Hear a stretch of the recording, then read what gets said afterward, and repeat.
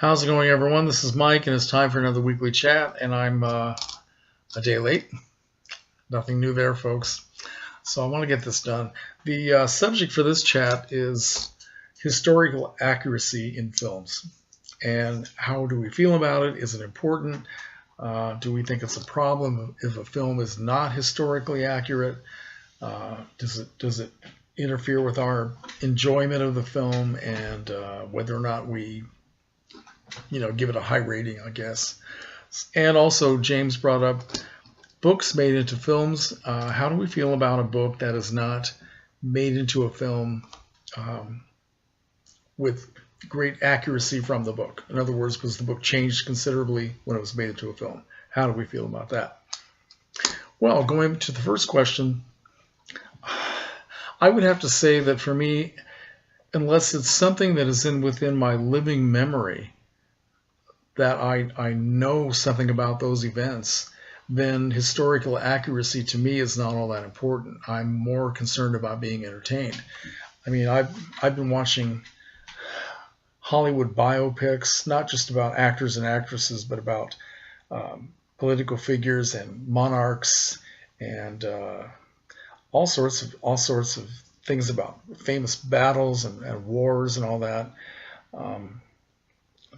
Religious stories that probably played with the facts quite a bit. I suppose when I was younger, I believed everything that I saw on the screen. I probably thought that the Ten Commandments was an actual play-by-play of how all that happened. But of course, I know that's not true. I think it's more important to be entertained when you see a film. And some of these things, especially really ancient stories, I don't think most people care that much if they are 100% to the facts.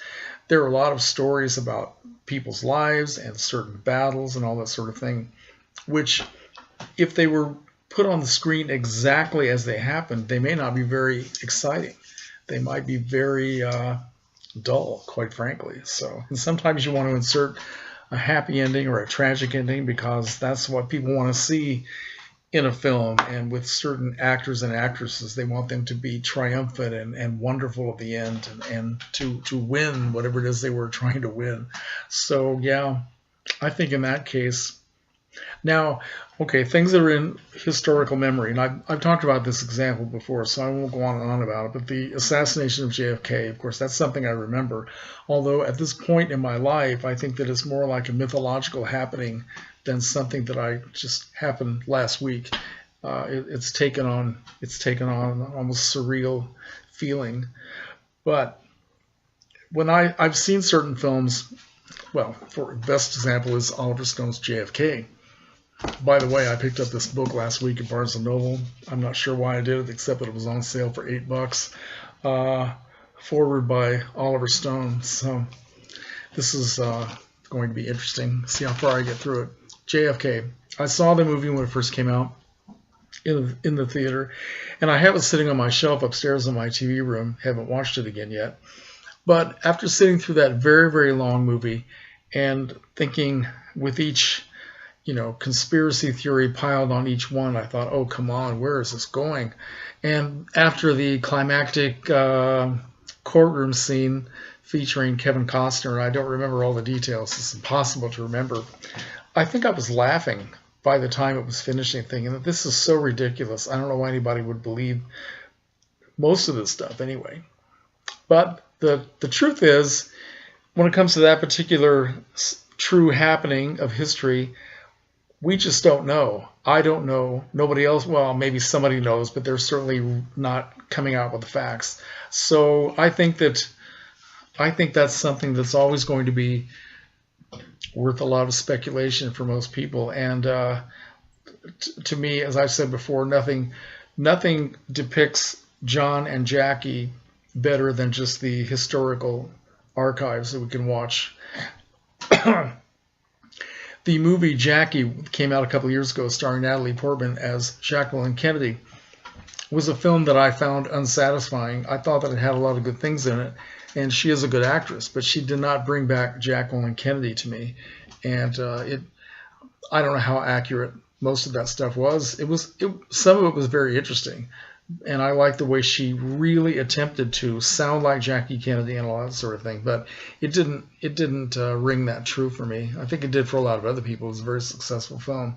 There's another film based on historical characters that I don't know if all the facts are true, but it doesn't take away from the power of the film. And that's the film The Miracle Worker, which came out in 1962. The story of Helen Keller, the woman, well, I'm sure everybody knows who Helen Keller was, but she was a woman who was deaf, dumb, and blind from a very young age.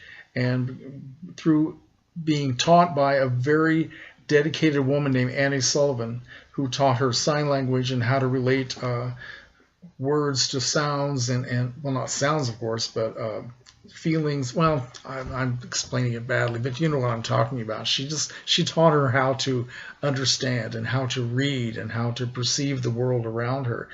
And it's a beautiful story, beautifully acted by Anne Bancroft and Patty Duke, both of whom won Academy Awards for their performances. And it never fails to be moving. And I honestly don't know that much about Helen Keller through reading about her. I know that she wrote several things. I don't know if she wrote an autobiography or not. I don't even know that, but certainly there are true facts about her life which may not have been accurately portrayed in the film, which of course was based on a play, and I think it was changed considerably from the play that Bancroft and Duke had been in for a couple of years. So for something like that, it just doesn't matter. It's a beautiful, moving story which reaches people and teaches them something. And I don't think that accuracy is all that important. So I know that there were a couple of films made after 9/11 that were about that terrible event. And I did see one of them. I don't remember the name of it. It may have just been 9/11.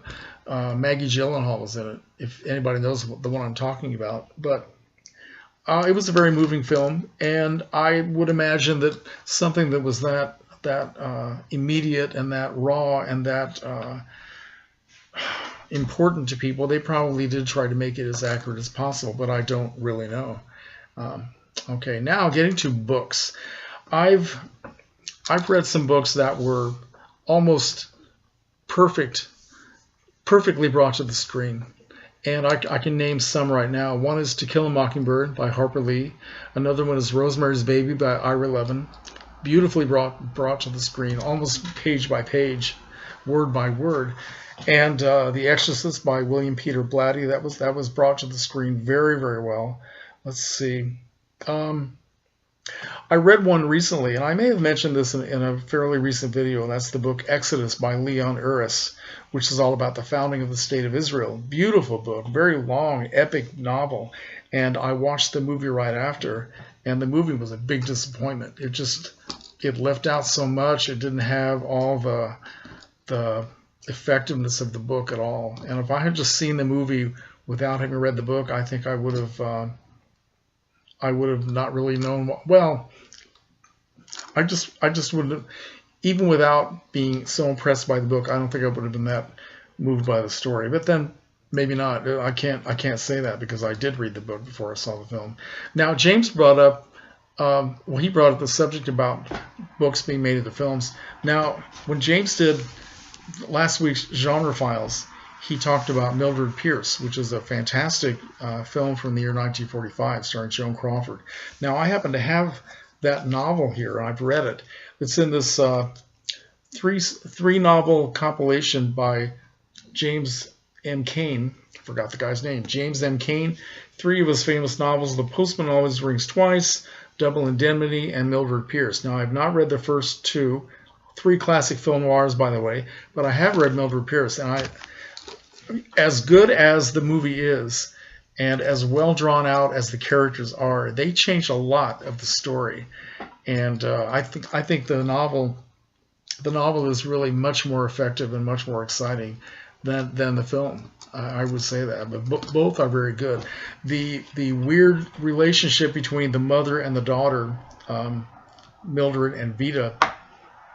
It's weird enough in the movie, but it's twice as weird in the book. So, James, you may want to put this on your list of books to read. And I guess I've said enough. It's almost 10 minutes here. So that's Weekly Chat for this week. Anybody want to say anything or tell me to shut the hell up, you can do that.